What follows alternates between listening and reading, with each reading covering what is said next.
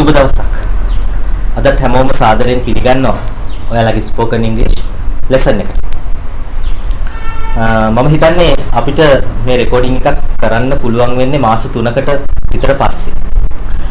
හේතුව තමයි ඔයාලා දන්නවා රටේ තිබ්බ වාතාවරණයත් එක්ක අපිට කලින් වගේ දිනපතා වීඩියෝ ඉදිරිපත් කරන්න බැරි වුණා.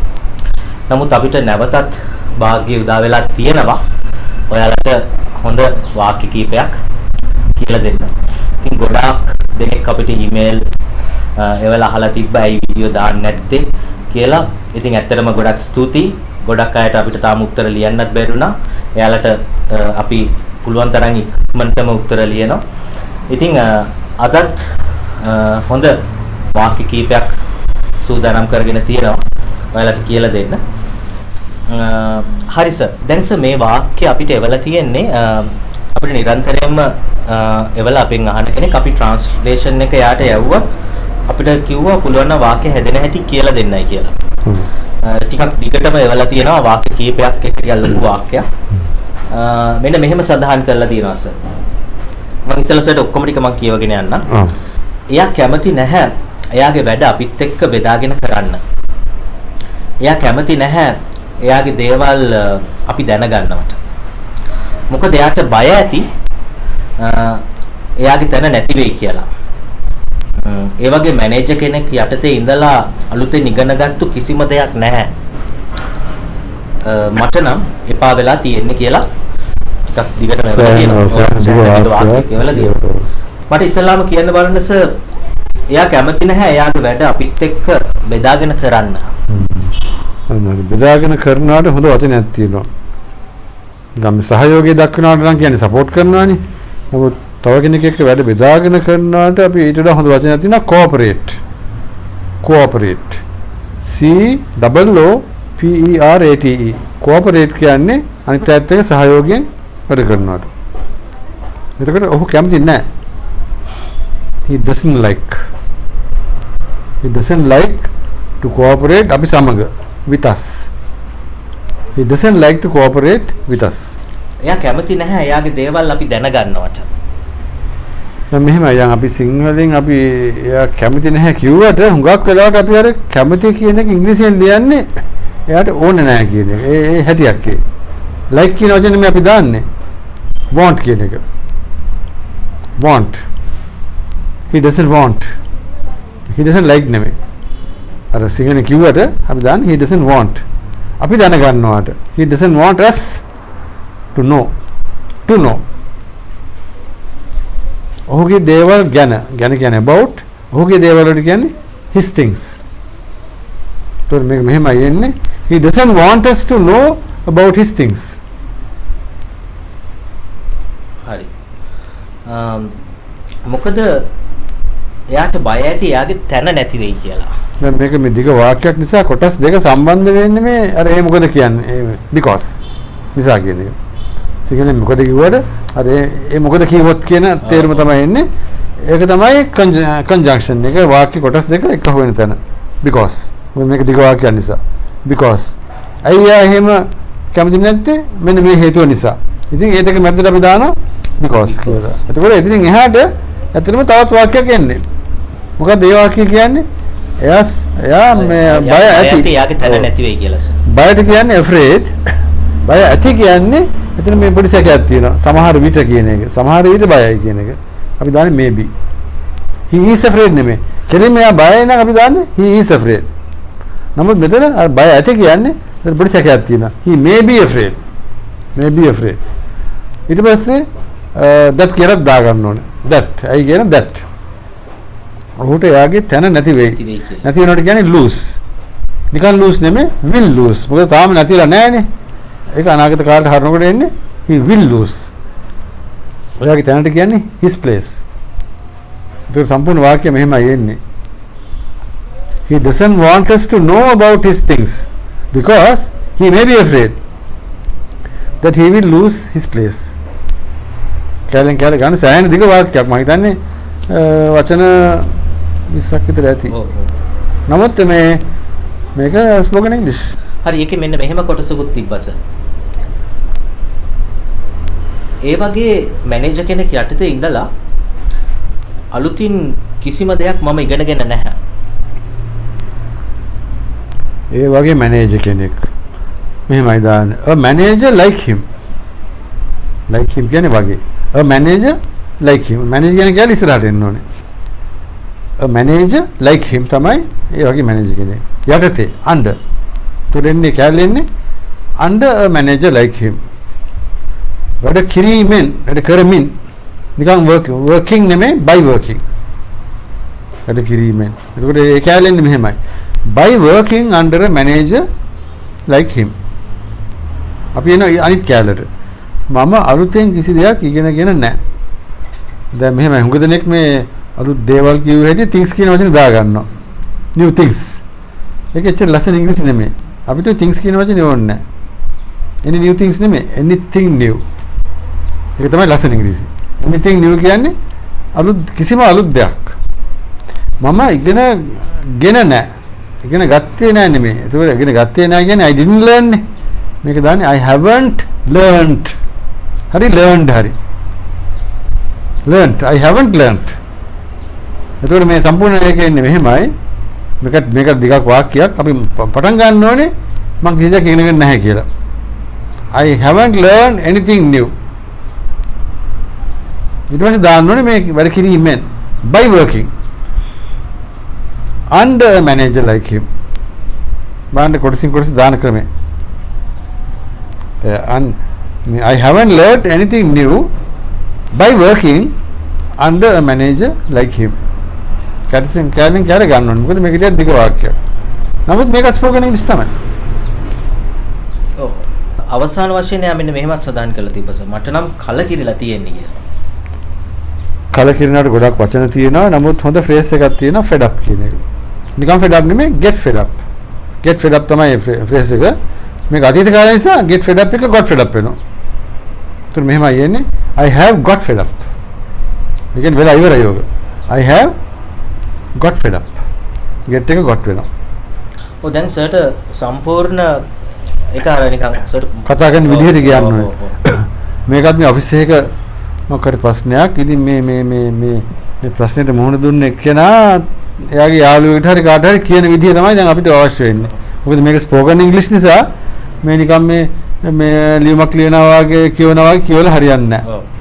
අර යාළුවෙක් එක්ක කතා කරන විදිහට අපි කතා කරන්න පුරුදු වෙන්න ඕනේ. මේක අමාරු වගේ පෙවුනට මේක ස්පෝකන් ඉංග්‍රීසි. දැන් මේක අර කොලේ බලන් කියනවා වගේ කියලා හරියන්නේ නැහැ. දැන් මෙහෙම ඉස්සෙල්ලාම අපි දැන් ඒ යාළුවා දිහා බලනවා. යාළුවත් එක්ක මේ කතා කරනවා දැන් එයා කියනවා මොකද ඔයා මොකද ඇයි ඔය ආස්වෙන් දන්නේ මොකද ඔයා කැමති නැද්ද ඔෆිස් එකට අන්න ඒ වගේ දෙයක් අහනකොට තමයි මෙයා ඒ යාළුවට දිහා බලලා මෙන්න මෙහෙමයි කියන්න ඕනේ. මේ එයා අපිත් එක්ක වැඩ බෙදාගෙන කරන්න කැමති නෑ. එයා කැමති නෑ එයාගේ දේවල් වලට අපි දැනගන්නවට අන්න ඔය කතාව අපි ඒ විදිහට ඒ මූඩ් එකම අපි ගන්න ඕනේ ඉංග්‍රීසියෙන් කියද්දි. හැබැයි කියන්න ඕනේ. දැන් අපි එයා ගැන මේ තමයි සඳහන් කරන්නේ. අපි පොඩ්ඩක් මෙහෙම ඇඟිලි දික් කරන අපි අදහස් කරන ඒ පුද්ගලයා ගැන. he doesn't like to cooperate with us. He doesn't like to cooperate with us. He doesn't want us to know about his things because he is afraid. Because he may be afraid that he will lose his place. It was like, you know, I haven't learned anything new by working under a manager like him. I have got fed up. මම මේක ටිකක් මේ අමාරු වාක්‍ය නිසා මම තව පාරක් කරලා පෙන්නන්න. මොකද මේක ටිකක් අමාරුයි. මේ මූඩ් එක ගන්න ඕනේ. අන්න ඒක වැදගත්දී අපි මේ මූඩ් එක ගන්න ඕනේ. එයා ගැනයි කතා කරන්නේ. ඉතින් එයා ගැන හිතන්න ඕනේ. ඒක තමයි මේ මූඩ් එකේ. He doesn't like to cooperate with us. He doesn't want us to know about his things because he may be afraid that he will lose his place. I haven't learned anything new by working under a manager like him. I got fed up. හරි. දැන් එයාමස තව එකක් අපිට ලියලා තිබ්බා. ඒ සති කිහිපයකට විතර පස්සේ. ඒක ටිකක් දිගයි. මම මේක පොඩ්ඩක් මම සර්ට කියන්න ඒ වාක්‍යය. Okay. කවුරු මොනවා කිව්වත් අපි දන්නවනේ අපි කරලා තියෙන දේවල්. ඒ ගැන කාටවත් නැහැ කියන්න බෑ. ඔයා ඒව ගැන වැඩි හිතන්න එපා. මම ආවට පස්සේ හැමදේම බලා ගන්නම්. හරි. පළවෙනි එක තමයි සර් කවුරු මොනවා කිව්වත් අපි දන්නවනේ අපි කරලා තියෙන දේවල්. මේක ටිකක් අමාරු අර කවුරු මොනවා කියවත් කියන කෑල්ල තමයි මේ වාක්‍ය අමාරු කෑල්ල. ඊට ඉස්සෙල්ලා අපි ලේසි කෑල්ල දිහා බලමුකෝ. අපි දන්නවනේ අපි කරලා තියෙන දේවල්. මෙතනත් අර දේවල් කියන එකට things කියලා දාන්න ඕනේ නැහැ. මෙන්න මෙහෙමයි එන්නේ. අපි දන්නවා. we know. things වෙනුවට අපි දාන්නේ we know what කියන එක. අපි කරලා තියෙන we know what we have done. we know what we have done. have done කියන්නේ කරලා තියෙන. අර things කියන වචනේ අවශ්‍ය නැහැ. things වෙනුවට තමයි මේ what එක දාන්නේ. we know what we have done. එතකොට කවුරු මොනවා කියවතොත් අමාරු කෑල්ල. කවුරු කියන්නේ anyone. මොනවා කිව්වත් whatever. what නෙමෙයි whatever. whatever anyone says. say නෙමෙයි says. මොකද anyone කියන්නේ ඒක වචන. ඒක නිසා say නෙමෙයි says වෙනවා. මෙහෙමයි එන්නේ. එතකොට අර මුලින් පටන් ගන්න අර කෑල්ල. whatever anyone says we know what we have done. දන්නවනේ අපි කරමුද? ඒ ගැන කාටවත් නැහැ කියන්න බෑ. කාටවත් බෑ කියන එක අපි ගන්නවා. කාටවත් බෑ. බෑ කියන එක. බෑ නෑ කියන්නේ. නෑ කියන්නේ. ඒතර අපි අර කාටවත් බෑ කියන එක අපි එක වචනයකට හරව ගන්නවා.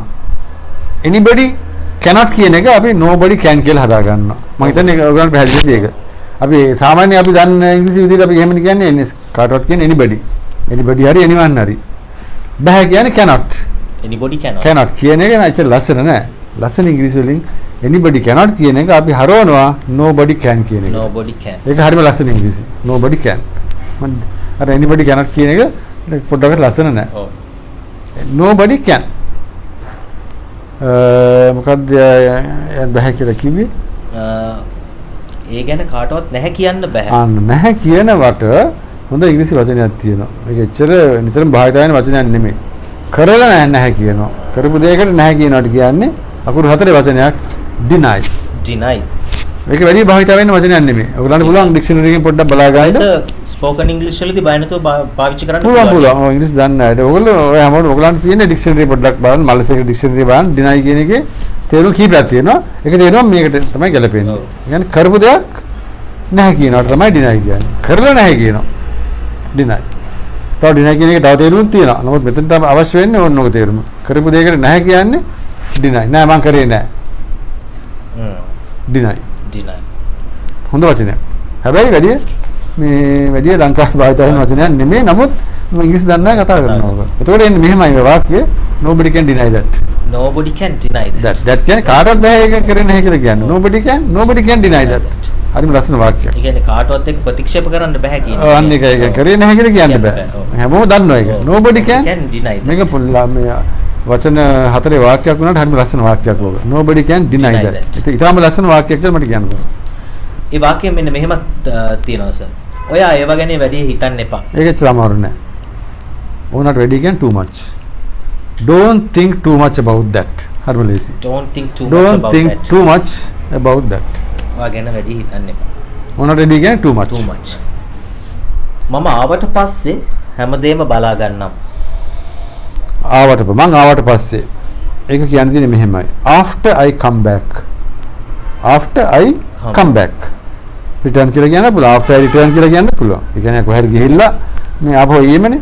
නමුත් මේක ලස්සනයි. after I come back. මොනවද මං කරන්නේ? මම ඒ ගැන සුසු ක්‍රියා කරන්න. ඒක ටික අපි කියන්නේ එක වචනයයි තියෙන ඉංග්‍රීසි වලින් deal. deal කියන්නේ ගනුදෙනු කරනකොටත් කියනවා. යම් දෙයක් හරි විදිහට මුහුණ දෙනකොටත් කියනවා. I will deal with it. will දාන්නත් ඕනේ. මොකද තාම කරලා නැහැනේ. I will deal with it. after I come back I will deal with it. I will deal with it. ඒකට මේ සම්පූර්ණ වාක්‍යය මම නැවත වරක් කියනවා. මේකත් ටිකක් එච්චරම ලේසි වාක්‍යයක් නෙමෙයි. ටිකක් පුරුදු වෙන්න වෙයි කට්ටිය. ටිකක් කළා පුරුදු වෙන්න. මොකද මෙතන තියෙන අමාරු වචන කීපයක් අර whatever කියන වචනේ මුගක් අයිට එන්නේ නැහැ. whatever anyone says. අනික තමයි මේ deny කියන වචනේ මේ මම වැඩි අහලා නැහැ මේ ලංකාවේ කතා කරනවා. නමුත් හොඳ වචනයක් ඒක. deny කියන්නේ යම් දෙයක් කරලා නැහැ කියනවා. දැන් සර් මේවා අමාරු වුණාට කාට හරි ඔෆිස් එකක ඉංග්‍රීසි කතා කරනකොට කියන්න ඕන දේවල් තමයි මේ. මේවා හොඳට ඉංග්‍රීසි දන්නේ නැහැ මේ වගේ දේවල් කතා කරනවා. හරි. අපිට සර් කියලා පෙන්නන්නකො සර් සම්පූර්ණයෙන්ම මේක සර් දැන් නිකන් අර ඒ ඔෆිස් එකේ ඔෆිස් ඉද්දි එකේ දැන් අන්න හරි.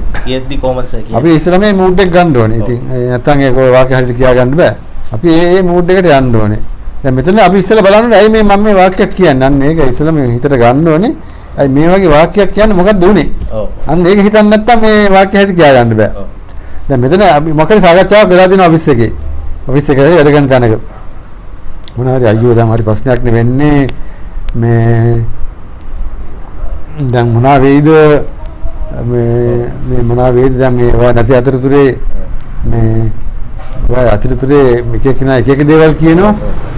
එතකොට දැන් සමහරවිට මම මේ කියන්නේ වෙන දැන කියනවා ෆෝන් එකේ කාටයි කියන දේ තමයි මේ. ඔව් ඔව්. ඉතින් මේ මං ෆෝන් එකේ එයාට කියනවා මෙන්න මෙහෙම. කවුරු මොනවා කිව්වත් ඔයා දන්නවනේ අපි කරපු දේ. ඔව්. අන්නේ මුඩ ගන්න ඕනේ.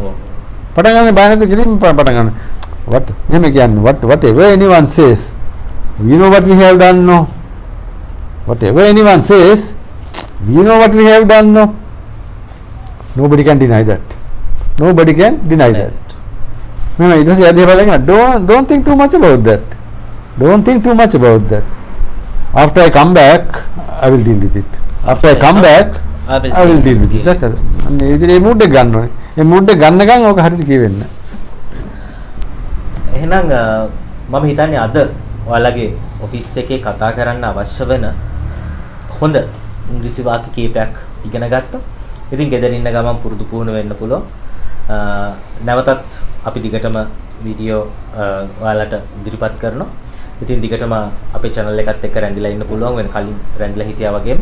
ඉතින් මේ වගේම හොඳ වාක්‍ය ටිකක් එක්ක අපි නැවතත් ඔයාලව හම්බෙන්න. හැමෝටම සුබ දවසක්.